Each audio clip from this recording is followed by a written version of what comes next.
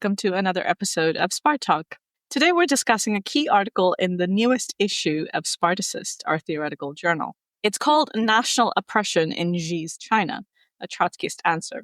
And with me to talk about it is the author and fellow member of the editorial board of Spartacist, Ray Bishop. Hi, Ray. Hi. Welcome. Now, this is one of 3 articles on China that we have in this issue.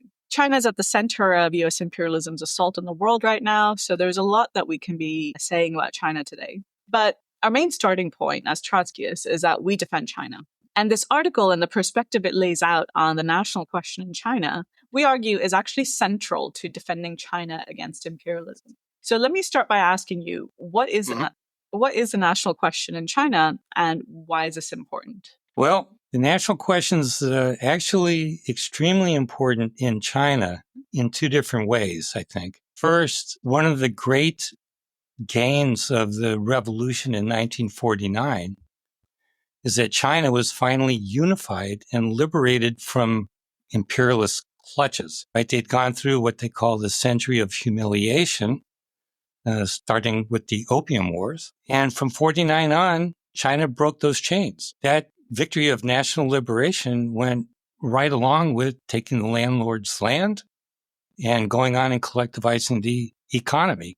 And that laid the basis for enormous gains. On the other hand, the state of China includes these huge regions, Xinjiang in the far west, Tibet in the southwest, that have minority peoples who are not Chinese. They have totally separate histories, cultures, and like that. But they've been forcibly retained within the People's Republic of China the whole time. And that creates an inherent problem in China because they actually suffer a certain amount of discrimination, which can be very fierce at times, while at the same time, the same people made tremendous historic advances over their previous condition as being part of that revolutionary society. Literacy, healthcare, lifespan, the development of the economy, getting land in their hands, those are tremendous gains. But in Xinjiang, for example, which is a majority Muslim society,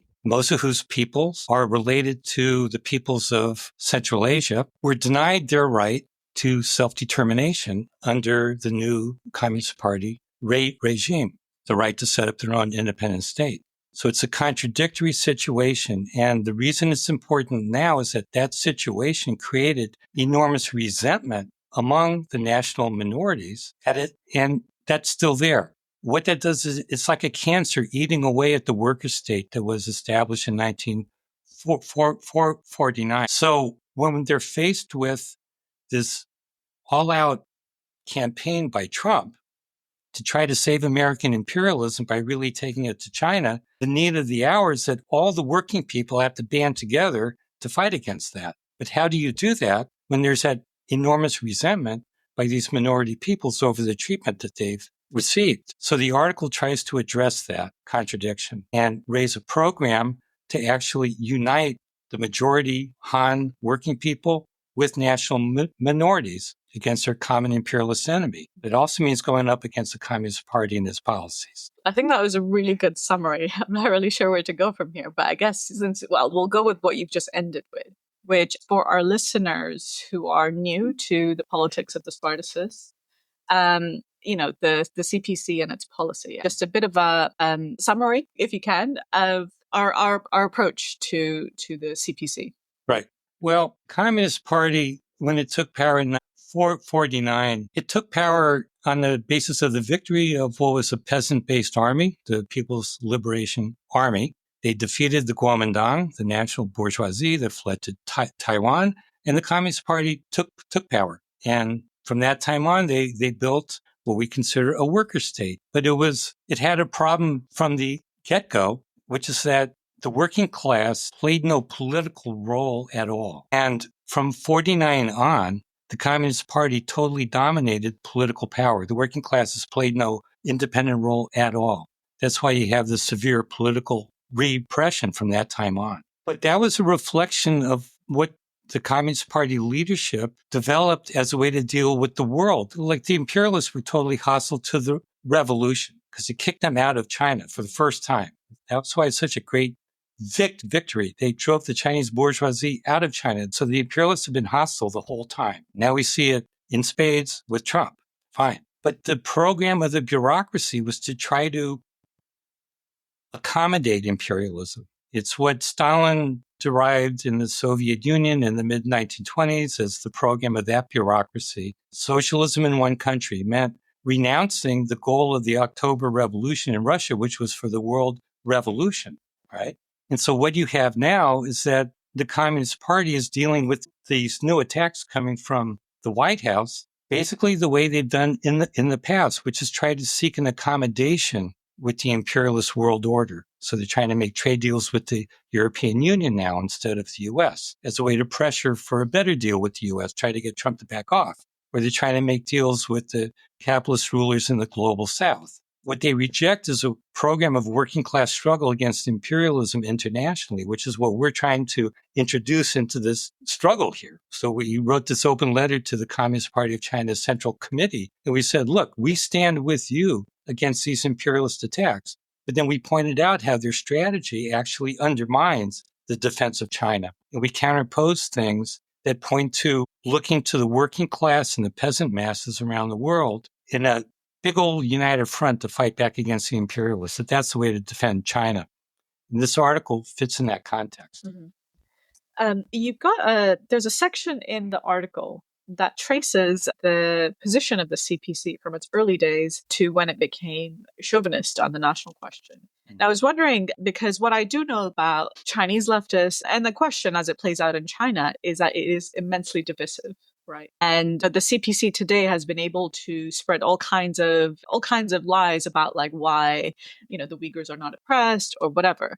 But the CPC has a actual lineage where it was for the right of self-determination of oppressed minorities. Yes, that's true. So could you take our listeners through a little bit of like what that early perspective was and what changed? Well, when the Communist Party was founded in 1921, China was under the rule mainly of different warlords who were basically tools of different imperialist powers. And the main revolutionary task in China was to unify China, drive out the imperialists, drive out the warlords, and key to that was mobilizing the peasants against the landlords. The working class in China was young, but it was in a position to actually drive that struggle forward, right? That was the situation when the party was founded. And at its second Congress, which was in 1922, it took the borders of China, which is basically the same as they are now, and they said, okay, we think that the struggle has to be to unify China, and as part of that struggle, to liberate the Uyghur people, the Mongols, and the Tibetans, fight for their own national liberation. They said they saw that as part of the same struggle, not as a separate struggle, not as something that would weaken the fight for China's own national liberation, but they saw it as part of that. Why was that? Because they were all suffering imperialist oppression. Right. Okay. And furthermore, the Communist Party was founded on the basis of the Bolshevik Revolution in Russia. That was what influenced radical intellectuals, workers, student youth to form a communist party. And what were the Bolsheviks doing in the Soviet Union at that time? Well, they had granted the right of self-determination to the various nations that had been oppressed under the Tsarist Empire. Finland became independent, for example, right after the revolution. But they also held out that right to what became the republics that were part of the USSR. So in Ukraine, Latvia, etc., those places were given the right in the Soviet constitution to form independent states. Why was that? Well, it's because the Bolsheviks saw these national struggles as part of a world fight against imperialism. And they knew that if they forced these peoples to just stay under Russian rule, even though it was Soviet rule now, they would just create hostility and hatred among those peoples. Furthermore, they were very positive about developing the national cultures of the Ukrainians, the peoples of Central Asia, etc. Those were positive things in their view because they had an internationalist revolutionary perspective. That was reversed under Stalin There was a political counter-revolution where the bureaucracy in the Soviet Union, led by Stalin, really just took power out of the hands of the worker Soviets, excluded and eventually killed off the main Bolshevik leaders at the time, and changed the program of the Bolshevik Party on the basis of this idea that you just develop socialism in one single country. It was a very nationalist program. The Communist Party, starting really in the 1930s, sort of took up on the national question where Stalin left off. And starting in 1935, the CPC changed its original program, which called for the national liberation of Mongolians, Tibetans, Uyghurs, and said, no, we're for one China. Maybe they can have autonomy within one China, but there's got to be one China. And they stuck to that after they took power in 1949. But it was a reversal of their original programmatic position, and it had to do with this nationalist perversion of the Marxist program that Stalin and his followers introduced. I don't know if that's makes sense, if that's comprehensive enough, but... No, that does make sense. I guess there's a couple of directions I want to go with this. One is, so I'm going to read out an excerpt from the article, which you're thinking about leftists or Chinese people who offend China. You write here, quote, the CPC appeals to deep-seated sensitivity among the masses that any form of separatism would undo the 1949 revolution's historic achievement of national unification and open the door to the imperialist enemy. But it's the Stalinist program that divides the masses, weakens their capacity to fight against imperialism, and constantly threatens to tear the country apart, end quote. Mm-hmm. Now, I think you've explained a little bit earlier on when you were talking about the national oppression of the Uyghurs, that how this does end up weakening and undermining the unity of the working class in China to defend itself against imperialism. But I want to, I guess, talk about the first half of that quote, which is the deep-seated sensitivity among the masses against any kind of separatism. Could you take us through what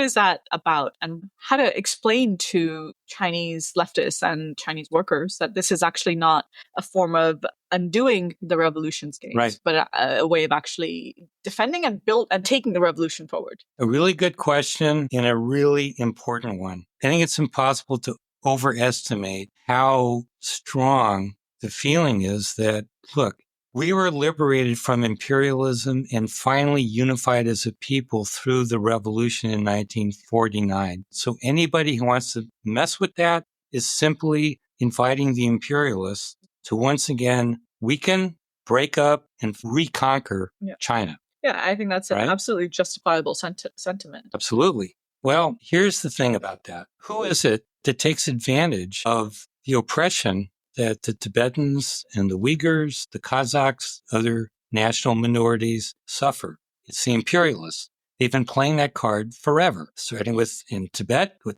the Dalai Lama and that rebellion in the late 50s, right? Organized, funded by the CIA. The PLA won that one, which was good. Chased the Dalai Lama to India. Okay, good. However, they haven't stopped. And that's why they seize on these questions of oppression under Stalinist rule to foment counter-revolutionary movements, right? A lot of Uyghurs went into exile in the late 90s and early 2000s when repression got hot and heavy in Xinjiang. They made their way to Turkey. They made their way to the West. One of them became the leader of the World Uyghur Congress, which is a totally CIA-backed, imperialist-backed organization, right? That's how it works. So unless defenders of the Chinese Revolution champion the national rights of the Uyghurs and the Tibetans and others, it's the imperialists who are going to do it. And they're going to do it precisely to divide the population in China, weaken it, and further their counter-revolutionary ambitions. The thing about the Communist Party and what it says is that their answer to this is to say that's why everybody has to stay within China, full stop. Why we cannot grant national rights and why we did things like in Xinjiang province, beginning in 2014 is when the current huge repression really was kicked up in giant notches under Xi Jinping. Their ultimate solution to all this is to say, okay, we're simply going to force the minority peoples to assimilate into one nation dominated by the Han Chinese people. That's what the internment camps were all about. It wasn't about genocide. They weren't exterminating people. What they were doing went along with trying to get rid of minority languages in the schools. It was to assimilate them by force into the dominant Chinese nation. That's how the Stalinists felt they could finally get rid of this problem once and for all. But all that does is it drives the hatred and the opposition underground. Like we say in the article, it packs the powder keg, which will explode at the next opportunity. That's the danger in that. And that's why genuine communists had to have a program that links the national liberation of these minorities with the interests of the Han workers and peasants. That's the only way around that problem. So you've already come to a second question I had. I think one way in which audience in the West know about the Uyghur question is through the huge hysteria. Mm-hmm.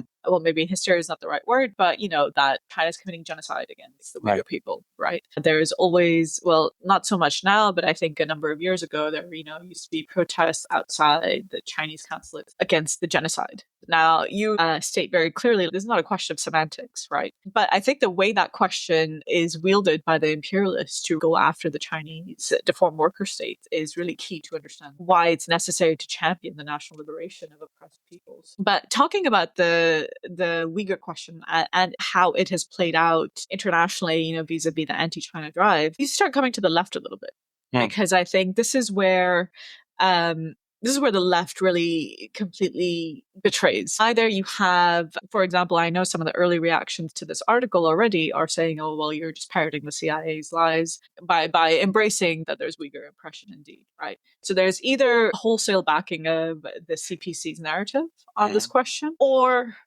there's the ones who say that China's just an imperialist country to begin with. Yeah. So I think that there's two gigantic pitfalls on this question, right? And these are really crucial. Again, China is at the center of the imperialist offensive today. And it is all the more urgent for Marxists, for any leftists to understand the necessity of defending China, and therefore the necessity of actually having a clear and principled perspective on the national question. So I want you to take us through the two pitfalls that the left falls into and why that is so detrimental to build an international struggle against imperialism right now. Yeah. Okay. Well, actually, the first thing I would say is I think that this article that we're talking about, I really recommend that people read it in conjunction with the other two articles that you mentioned early on in the New Spartacist. Look it up at iclfi.org. It's right there, because it kind of gets to that question. Our open letter to the Communist Party of China is, it's a very good explanation, I think, of how communists need to really fight against this imperialist drive against China. We have a side in this, like we have a side when workers go out on strike fighting capitalist bosses. Bureaucrats lead the trade unions. They just want peace at the first opportunity. They want to settle this thing at the first opportunity. They were probably reluctant to call a strike to begin with. What they don't want to do is mobilize the working class in a really militant way and reach out to the whole working class to back them up to deliver a decisive blow to the bosses. So in that situation, communists have to fight for a militant policy that will deliver a decisive blow, even though we're on the side of the union. It's the same thing in China. So I think our letter to the CPC explains that pretty well. The other article is called China, Do Nothing, Lose. The reason for that title is that encapsulates the way the Communist Party leadership is treating the current attacks against them by Trump. They're just trying to keep to the old model that Trump is destroying. Liberal trade policies around the world. Keep our economic model going. That is now gone, past. It's being dismantled. So how do you fight that? Do you try to just hold on to the past the way the Communist Party is trying to do? Or do you fight for a revolutionary alternative to that? So, okay, maybe that got a bit afield here. But I want to stress that this current article that we're talking about here has to be seen in the same light. So when it comes to the left, look, on the one side, you can talk about the Committee for Workers International, the Revolutionary Communist International, International Socialist Alternative. They've all said very good things about the oppression of Uyghurs and Tibetans, the denial of working class political rights, women's rights in China. But what's their answer? Well, they say that China is simply in an imperialist competition with the U.S. for domination of the world. So you know what? They're giving up the whole struggle to defend what the revolution actually gained for the masses of China. That's a capitulation to the imperialists. You're not going to advance national liberation for the Uyghurs with that program. You're not going to advance women's rights with that program. You're going to hold it back. You're going to betray those really important issues. Then on the side of the people who say that, well, we've got to back the Communist Party and all its policies, that that's what you got to do when they're under attack by the imperialists, we say, but look, those policies are weakening the ability of the Chinese masses to fight the imperialists. So we have to address that head on. And the Friends of Socialist China, which is British-based, there's others that adopted that program, and they simply denied that there was the internment camps in Xinjiang, which we know that they were there. One proof of it is that the Communist Party bureaucracy gave them a name. They called them education and training centers. Why do they have to do that if they didn't exist? But here's what the problem is. In denying what the bureaucracy was doing in Xinjiang, they were denying the purpose of the bureaucracy's campaign, which was the forcible assimilation of Muslims as well as Tibetans into the Han Chinese nation. That's what we have to fight against, because no people simply accepts denying their national identity. They don't accept oppression, nor should they, right? So anyway, read the article. You get a whole explanation for this thing, including the whole history of the Uyghur people in a nutshell. Anyway. I want to start coming a little bit to, the article proposes elements of a program to actually fight concretely for such a perspective. And to be very clear, our perspective is for an independent socialist Xinjiang. So, these, of course, we've got an actual materialist analysis and so on, but it's not just in the realm of history and theory, but we've actually got a concrete program that, yes, it's very, very repressive, but the basis to cohere Chinese revolutionaries who want to fight against the CPC, but defend the worker state. So could you take us through that program and what that looks like to try and understand how to link the struggle against national oppression to the struggle to defend China against imperialism? Okay. Let me start with something I think people generally know about. During the COVID lockdowns, and in China, they were the fiercest in the world. Maybe Australia would held, maybe they held the candle to them, but, fierce. Okay. And you saw there, applied to the entire Chinese population, the kind of police state controls that were implemented first in Tibet and then in Xinjiang, like the cameras on every street corner, the tracking of your electronic payments for everything, just all these really insufferable, oppressive controls over your basic movements, okay? It was very instructive. In November 2022, people may remember that there were what were called the white paper protests in China. They began in the capital of Xinjiang province, Urumqi, not as a white paper protest, but they began after an apartment building fire killed 10 people. And basically, they died because of this severe controls over population movements and the fact that you couldn't leave the building and that kind of thing, right? It was a direct result of lockdown controls. Right after that, there was an explosion of protests in Urumqi, not by Uyghur people who had been very intimidated by the internment camps and the other elements of the crackdown, but mainly by the Han Chinese residents there. But then they took off and spread to cities, some major cities in China. The result was that within a few days, the Communist Party government decided to stop its lockdown policy on a dime. They were really, really fearful that protest was going to get out of hand and really draw in the working class in China, which they're deathly afraid of. That's why they have total political monopoly over the working class. They're really scared of that voice being heard. So the demands we want to raise speak to that common interest that people had. Rip out those surveillance cameras, Very basic. Very basic. Yeah. Let's have the workers control production in the factories and in the giant tomato and cotton farms in Xinjiang, the oil fields that are really important in the province there. That's why it's strategically important for the Communist Party bureaucracy. It had a lot of production for oil. It's also very important because it's a key transport node in the Belt Road Initiative. That's the signature program of Xi Jinping. We also called for restoring the right to education in local languages. That was something that the 49 Revolution actually at first did grant people. They did carry out bilingual education. They carried out the publication of books and newspapers in local languages. That's been reversed. We're for the right to do that. No prosecution for religious practice. People were thrown into internment camps, men because their beards were too long, or because you were known to be a very fervent Muslim. That got you into the internment camp, right? I noticed, sorry, just stuff like that. In the Spartacist, we have photos of mosques. Oh, yeah, right. But mosques that were basically forced to be remodeled to resemble, quote, traditional Chinese architecture, right? So do away with your domes and minarets, right? But actually, have more Chinese-looking architecture, right? If that's not oppression of Muslim people, what is, right? And that goes way beyond Xinjiang province. The Hui minority is defined as being Muslims, but they're for centuries have been a Chinese-speaking people who culturally there's not much difference at all except for religion, and maybe the families don't eat pork to this day. Yeah.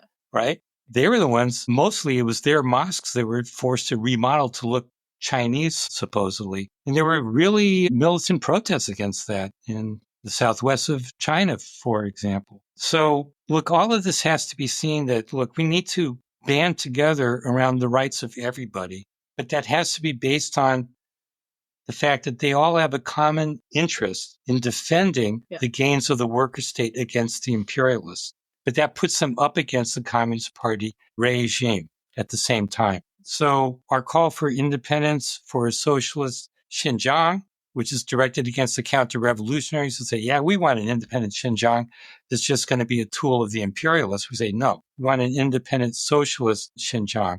And we link that to the demand for a China run by workers and peasants' councils, not the parasitic CPC. And the other slogan we link to that is for communist unity against imperialism. And I just want to make one other point on that. We did not invent this program. Leon Trotsky, in his fight against the Stalin's bureaucracy in the late 1930s, raised the call for an independent socialist Ukraine. And it's for this basically the same reasons that I've laid out for why we're raising the call for Xinjiang now. And I just want to reach a little bit from a quote that he had that explains this really well. He says, because it's right, most people in China would say, look, you just want to weaken China with this demand here. He says, the independent socialist Ukraine, wouldn't this mean militarily weakening the USSR? He says, we reply that the weakening of the USSR is caused by those centrifugal tendencies generated by the Bonapartist dictatorship. In the event of war, the masses' hatred for the ruling clique can lead to the collapse of all the social conquests of the October Revolution. But the source of the defeatist moods is in the Kremlin. An independent Soviet Ukraine would become, if only by virtue of its own interests, a mighty southwestern bulwark of the USSR. So the sooner the Bonapartist, Stalinist ruling caste is undermined, upset, crushed, and swept away, the firmer the defense of the Soviet Republic will become, and the more certain its socialist future. That's very important. So if people want to dig into the historical writings, find what Trotsky wrote about the Soviet Ukraine in the late 30s, it's very pertinent to the situation now. That's from the Ukrainian Question and written in April 1939.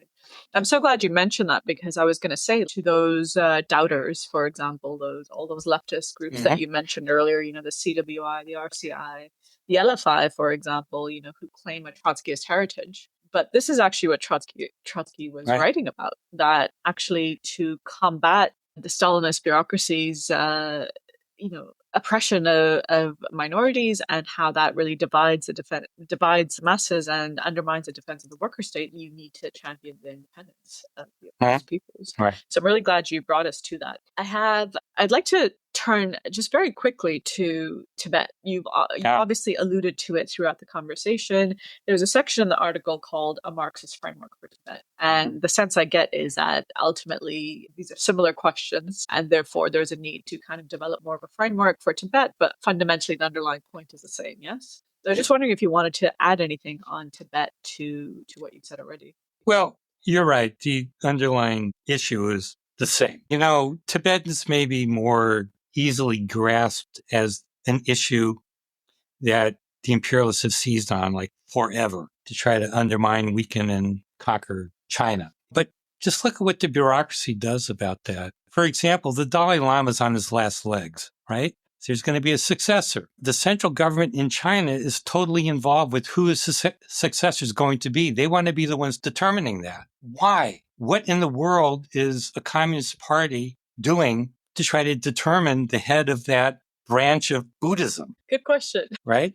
Because the only way it can conceive of dealing with Tibetans is to put its boot over them. That's not the way to defeat the Dalai Lama. The way to defeat the Dalai Lama is to defend the self-determination of Tibet and say that your future is in alliance with a China run by workers and peasants and with Xinjiang run the same way, and make that program known to the peoples in Nepal, India, the rest of South Asia. If you fought under that banner, what a tremendous impact it would have on them, right? So that's an internationalist way, and the only way to defeat the Dalai Lama, and the CIA still backs him up, and all the other counter-revolutionaries, okay? So if you read the article, we got a little bit more on that, but it's really the same question there, okay? I'm so glad you ended up talking about South Asia a little bit, because in the course of this discussion, I could not help but just think about how much of a huge deal it would be if there was a revolutionary movement in Xinjiang in defense of China, and how that would galvanize and impact the various national struggles ongoing in South Asia. Of course, I mean, so we're talking about this today on the 10th of May, and India and Pakistan have just declared a ceasefire thanks to Trump. But, this whole event got triggered through the terrorist attack in Kashmir. But, Kashmir goes to the root of this. And one of the things that we wrote in a leaflet on Kashmir, which I won't get into, but it's the whole question of the terrorism, quote, terrorism, right? Yep. It's that you look at South Asia, you look at the Middle East, in fact, West Asia, right? A lot of the insurgency against national oppression takes on Islamist expression or terroristic expression. And you touch on this. That's right. That's right. The Uyghur question as well, right? That these are utterly counterproductive methods. But the fact that these are the dominant methods of the movement is a result of the inability of the left to actually put forward a perspective to advance the national struggles of these oppressed peoples in a way that actually links them to, to the struggle against the ruling class and so on. So I think actually this is, of course, a hugely decisive question for China and the defense of China. But I think it occurs to me that this is actually a really key question to galvanize the nationally oppressed minorities in in West Asia as a whole, in West and South Asia actually as a whole, a lot of whom are oppressed Muslim peoples, like the Kashmiri people, the Balochistan, which, we have an article in Spartacist also called South Asian Powder Keg, which has a section on Pakistan, which we'll get to in a new episode of the podcast. But, we take up the Balochistan question. So anyways, I guess the point I'm making is that this is really also key to provide a different perspective for national liberation struggles. I'm very glad you brought up the question of terrorism in that regard. The rationale for what Xi Jinping and his predecessors did, but what Xi Jinping raised to the max in Xinjiang, was they had to defeat the terrorist enemy within, right? Okay. Now, our article makes some points about that. First, we're against the terrorists who want to destroy the People's Republic. Absolutely, 100%. We're also against things that happened in Xinjiang that became a pretext for the crackdown. This really horrific incident in the southern city of Kunming, where the dozens of Han people were killed by Uyghurs wielding knives at a train station. It was in March 2014. So we make a point in the article that, way to liberate the Uyghurs is not to do things like attack institutions of the worker state. And it's not to carry out indiscriminate terror against Han people. all that does is it makes Han people the enemies of the Uyghurs, and it serves to strengthen the hand of the Communist Party regime. And then we see what happened after those attacks with the gigantic crackdown under Xi Jinping. So that's why we offer an alternative program, is to defeat all those different false strategies. And to bring it back to South Asia, the other reason to do that is, South Asia, Central Asia. Think a minute what it would mean if you had communists championing the national rights of these oppressed peoples. You have the Belt Road Initiative. It's created these massive communication and trade links into Central Asia, into part of Pakistan, down to Malaysia, all these places. Well, how about if that Belt and Road was being run by workers and peasants, like spreading this revolutionary program along the Belt and Road? That's what Trotskyists fight for, okay? So, yeah, we end with a slogan to kind of encapsulate that: for a belt of worker states on the road to a socialist Eurasia. Yeah. Okay, so you know what?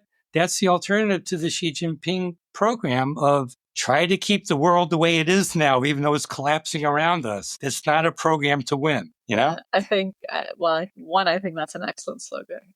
But two, I think to bring it back to the broader perspective and the different articles in Spartacist on China, but also the world situation right now, I think it's really to drive home the point that this article, the perspective of championing national liberation within China as a means of defending the worker state, is actually really key to cracking why the CPC, as it latches on to this collapsing liberal world order, is really not the road forward, and what a counterposed, what an alternative perspective looks like. So yeah, I think thank you for explaining all of that. Do you think there's anything else that we need to touch on in terms of dealing with this question? No, I might end by saying, if people want to study the question more, let me recommend a couple of books. Yeah, I think that would be really useful given all the hysteria about this is CIA backed. Well, there's one, it's good because it gets into the history of Soviet Central Asia and its connection to what we've been talking about. It's a book called Uyghur Nation. The subtitle is Reform and Revolution on the Russia-China Frontier. The author is David Brophy, who's an academic in Australia. And it's very good, and it talks about the impact of the Russian Revolution on developing national consciousness and revolutionary movements in Central Asia, including the Uyghurs. Another one I would recommend is a general study of Central Asia by Adib Khalid. It's called Central Asia, A New History from the Imperial Conquests to the Present. I think those are two very useful books to sort of appreciate the historical and current application of this question that we're discussing. Okay, thank you. That's very useful. I do just want to alert our listeners to our website, iclfi.org, as well as we've got Chinese language social media, haven't we? Oh, yes. Yeah. What is the handle? Spartacist. What does that mean? Spartacist. Spartacist party, basically. How do you pronounce it? Spartacist. Okay. Yeah, that's cool. Okay. Yeah. X, Telegram, etc. Okay. Yeah, that's where we publish a lot of our Chinese language literature. For any Chinese listeners who might be listening to this, yeah, do check that out. And go hit up the website for the latest issue of Spartacist that's got these other articles, as well as our perspective on the current world situation called U.S. Imperialism Turns the Screws, to really make sense of anything that's happening right now and what the working class way forward is. It's necessary to have absolute clarity in terms of the forces driving all of these changes. So do check that out. And I think that's it for okay. me. That's great. Okay, cool. Well, thank you very much, Ray, for joining us. Oh, it was a pleasure. Okay, lovely. Hey.